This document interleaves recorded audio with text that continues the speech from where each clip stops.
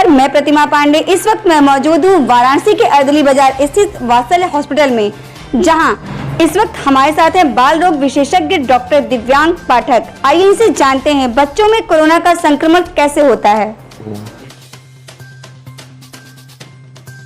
Doctor Divyang Pathak, paediatrician, paediatric pulmonologist, allergy specialist and bronchoscopist and intensive care specialist in Vatsalya children hospital. Actually ऐसा ये specific question अलग नहीं है, पहले भी ये चीज़ थी। पिछले साल जब कोरोना था तब भी बच्चे संक्रमित हो रहे थे और इस वक्त भी संक्रमित हो रहे हैं।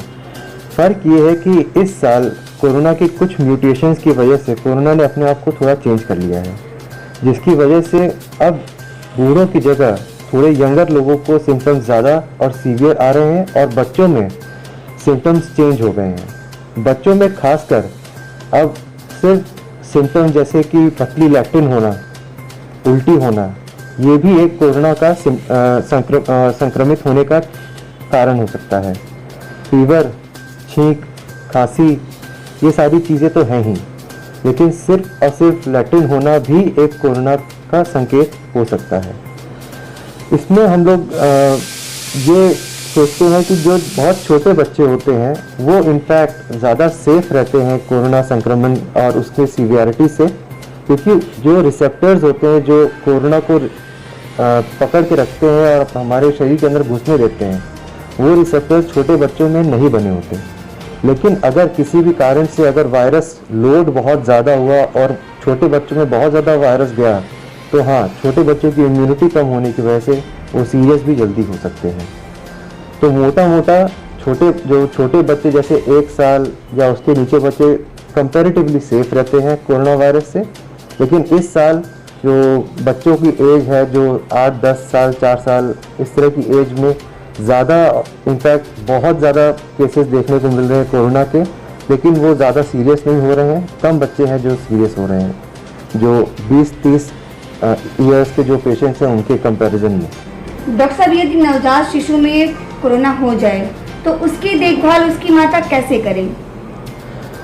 देखिए, नवजात शिशु में अगर कोरोना हो या मदर को कोरोना हो और नवजात शिशु को ना हो, दोनों डिफरेंट चीज़ है। लेकिन एक चीज़ हम लोग को समझना बहुत ज़रूरी है कि नवजात को और मदर को दोनों को अलग नहीं रख सकते, क्योंकि नवजात सिर्फ मदर से ही, अपने माँ से ही पल रहा है।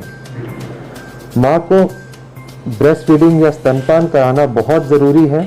अगर माँ को कोरोना है तो वो मास्क पहने, हाथ धोए और फिर बच्चे को छुए, और बच्चे को छूने के बाद स्तनपान कराए, स्तनपान के बाद वापस हाथ धोए, और जब भी बच्चे के पास रहे वो हमेशा मास्क पहने रहे। सेम प्रिकॉशंस माँ को लेना है अपने बचाव के लिए, लेकिन बच्चे को स्तनपान, बच्चे की जितनी भी रिक्वायरमेंट्स हैं, उनका कपड़ा बदलना, उनकी सफाई रखना, उनका ख्याल रखना, जैसे नॉर्मली करते हैं वैसे ही करना है। कोरोना की दोनों डोज लेने के बाद भी कई डॉक्टर संक्रमित हुए, यहाँ तक कि उनको अपनी जान भी गंवानी पड़ी। और अब ये देखा जा रहा है कि वो अपने पेशेंट को बहुत दूर से ही ट्रीट करते। तो इससे आप कहाँ तक सहमत हैं? तो ये कभी भी किसी भी साइंटिस्ट ने नहीं बोला था कि कोविड दोनों वैक्सीन लगाने के बाद संक्रमण नहीं होगा। संक्रमण होगा, लेकिन आप सीरियस कम होंगे या सीरियस होने के चांसेस नील के बराबर होंगे। जहाँ तक डॉक्टर्स की बात है, डॉक्टर्स ज़्यादातर कोविड के कांस्टेंट उसमें रहते हैं, कांटेक्ट में रहते हैं, तो जितना वायरल लोड जितना ज़्यादा रहेगा उतने सिम्टम्स आने के चांसेस हैं। वैक्सीनेशन सिर्फ चांस को कम कर सकती है, लेकिन आपको टोटली बचा नहीं सकती। लेकिन ये चीज़ बहुत ज़रूरी है कि क्या इतने वायरस आपके अंदर आ कैसे रहे हैं। इसका सिर्फ एक आंसर है कि आप क्या सही तरीके से अपने आप को प्रोटेक्शन दे रहे हैं कि नहीं दे रहे हैं। आप पूरी सही प्रिकॉशन, सही तरीके से, जो स्टेप बाय स्टेप PPE पहनने का तरीका और उतारने का तरीका होता है, वो आप फॉलो कर रहे हैं। क्या आप सही N95 मास्क पहन रहे हैं? क्या N95 मास्क का सील सही है कि एक भी एयर आपके बाहर अंदर न जाए? जैसे आप देखिए, अगर मैं सांस खींचूंगा तो मास्क अंदर जाएगा, इसका मतलब कि कहीं लीकेज नहीं है। आप क्या शील्ड पहन रहे हैं, क्योंकि आंखों से भी अंदर जा सकता है, या तो शील्ड या तो गॉगल्स भी आते हैं।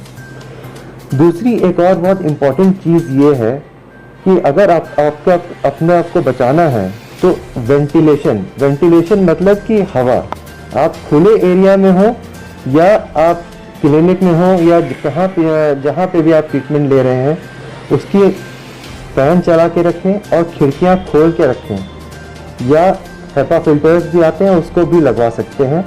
बहुत सारे और भी चीज़ें हैं, लेकिन बेसिक ये है कि आपको वेंटिलेशन, हवा का आर पार जाना बहुत ज़रूरी है, क्योंकि कोरोना वायरस हमेशा हवा में ही तैरता रहता है। कुछ ड्रॉपलेट्स के फॉर्म में नीचे गिरते हैं और कुछ हवा में तैरते रहते हैं। तो जो हवा में तैरते रहते हैं उनको हम लोग को खिड़की से या हवा चला के बाहर निकालना बहुत ज़रूरी है। तो मोटा मोटा ये कहते हैं कि 4 से 6 एयर एक्सचेंज आपका ज़रूरी है 1 मिनट के अंदर। जैसे कि मेरी क्लिनिक में आप खुद देख सकते हैं कि मेरी खिड़की भी खुली हुई है और ऊपर पंखा भी चल रहा है, इनफैक्ट एसी भी है। मैं एसी ऑन भी करूँगा तो लेकिन खिड़की बंद नहीं करूँगा, क्योंकि मुझे एयर सर्कुलेशन चाहिए। और इस एयर सर्कुलेशन में जो ये चीज़ फॉलो करते हैं उनका संक्रमण में आना बहुत कम चांसेस होता है। हाँ, ये है कि आपको प्रिकॉशंस पूरे लेने हैं। मास्क हो, चाहे सैनिटाइजेशन हो, चाहे सरफेस सैनिटाइजेशन हो या हैंड वॉशिंग हो। मेरी नज़र में ये बहुत किसी सकता है, लेकिन पर्सनल डिसीजंस है, बट मेरे राय में ये बहुत गलत चीज़ है, क्योंकि जिस समय सोसाइटी को आपकी डॉक्टर्स की सबसे ज़्यादा ज़रूरत है, उस टाइम आपने अपने आप को अनअवेलेबल कर लिया, तो ये कहीं का इंसाफ नहीं हुआ। दूसरी बात कि अगर आप कोई पेशेंट आता है और आप बहुत दूर से ही देख रहे हो और बता रहे हो ट्रीटमेंट, तो ये कोई ट्रीटमेंट या आपने पेशेंट को देखा ही क्या? क्योंकि बिना छुए, बिना आला लगाए, बिना पूरी तरीके से बात किए, बिना उसको एग्जामिन किए, आपको समझ नहीं सकते कि वो एक्चुअली उस पेशेंट को प्रॉब्लम है या नहीं है। बहुत सारे पेशेंट्स को बुखार आता है, कॉमन प्रॉब्लम है कि गले में खराश है। आपने अपने टॉर्च खोल के देखा ही नहीं गले के अंदर खराश है कि नहीं, तो आप उसकी क्या दवाई देंगे? तो इससे बहुत पेशेंट सफ़र कर रहे हैं, गलत दवाइयाँ मिलने को जा रही है। तो ये भी बहुत गलत है कि आप दूर से पेशेंट देख रहे हैं। मैं यहाँ पे सारे पेशेंट्स को टोटली एग्जामिन करता हूँ, चाहे उनको पूरे कपड़े निकालने हो, चाहे उनके नाभि निकालना हो, चाहे उनका मुंह देखना हो, कान देखना हो, जितना पास जाना हो उनको गोदी में भी लेता हूँ। लेकिन ये इंश्योर करता हूँ कि एक बार अगर मैंने किसी एक पेशेंट के साथ मैंने संक्रमण किया, तो फिर मैं सारी चीज़ों को, आला को, पेन को, टॉर्च को फिर से सैनिटाइज करूँ, जो भी मेरे प्रोटेक्शन गियर्स हैं उसको सैनिटाइज करूँ। मैं कभी भी एक भी पेशेंट को पूरा टाइम देता हूँ कि वो अपनी सारी चीज़ें एक्सप्लेन करें, क्योंकि लोगों को लगता है कि जितना वो बात करेंगे उतना हमारे संक्रमण होने के चांसेस हैं। लेकिन अगर आप सही प्रिकॉशंस लेंगे तो आपको कोरोना नहीं होगा। ये बेसिक मेरा ये है कहना। बाकी सबके पर्सनल रीजंस हैं, बट जनहित में जो चीज़ बेस्ट है वो ही चीज़ आपको करनी चाहिए। डॉक्टर साहब, अगर हम कोरोना की दवाओं की बात करें तो वो किस हद तक सही हैं? देखिए, इसमें बहुत सारे कंट्रोवर्सीज हैं, स्पेशली एडल्ट्स में तो बहुत कॉमन है कि जब भी अगर फीवर आ रहा है या आपको लग रहा है कोरोना है, तो आप सीधे पैरासीटामोल तो देते ही हैं फीवर के लिए, आप डॉक्सीसाइक्लिन स्टार्ट कर देंगे, आइवरमेक्टिन स्टार्ट कर देंगे, मोंटेरेल्सी स्टार्ट कर देंगे, वाइटामिन स्टार्ट कर देंगे। बहुत लोग स्टेरॉइड्स, रेमडेसिविर खरीद के रख लेते हैं। टोक्लिजुमैब भी एक हायर एंड है, और भी हाइड्रोक्सीक्लोरोक्विन पीछे बहुत पहले चला था, HCQ। तो ये सारी दवाइयाँ हैं, एजिथ्रोमाइसिन है। तो क्या इसकी सिग्निफिकेंस है? मेरा जितनी भी स्टडीज़ अभी तक आई हैं उसमें से एडल्ट्स में सिर्फ आइवरमेक्टिन का वो भी बहुत स्मॉल रोल पर लगा है कि शायद वो वर्क करती होगी बस, और किसी का कोई रोल नहीं है। अब अगर बच्चों में आए तो बच्चों में साफ साफ गाइडलाइंस में लिखा है कि there is no role of any ivermectin, doxycycline, azithromycin और फेविफिर जो आपका एंटीवायरल ड्रग बोलते हैं, फेविफ्लू के नाम से आता है, उसका भी रोल यहाँ तक नहीं है। सिर्फ और सिर्फ रोल उन्हीं का है जो सीरियस या मॉडरेट पेशेंट्स में आते हैं, जब उनको स्टेरॉइड्स, रेमडेसिविर और उसके आगे अगर जाना है तो IVIG या टोक्लिजुमैब, बस ये 3-4 ड्रग्स हैं जिनका रोल ज़्यादा है, और ऑक्सीजन का।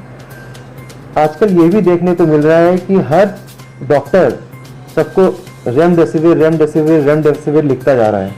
इससे प्रॉब्लम क्या हो रही है कि रेमडेसिविर की मात्रा शॉर्टेज हो रही है। हर आदमी रेमडेसिविर अपने खरीद के रख लेता है, अपने घर में रख लेता है कि जब ज़रूरत पड़ेगी तब हम यूज़ करेंगे। इसका इफेक्ट क्या हो रहा है कि रेमडेसिविर ख़त्म हो गई है मार्केट में, जिसको ज़रूरत है उसको नहीं मिल रही है।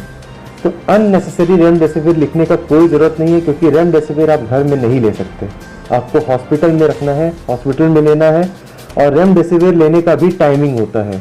अगर 10 दिन से ज़्यादा आपको टाइम हो चुका है तो रेमडेसिविर काम नहीं करने वाली, क्योंकि रेमडेसिविर अर्ली स्टेजेस में सिर्फ वायरस मारने का काम करती है, और वायरस अपने आप 10 या 12 से 14 दिन के अंदर मर जाते हैं।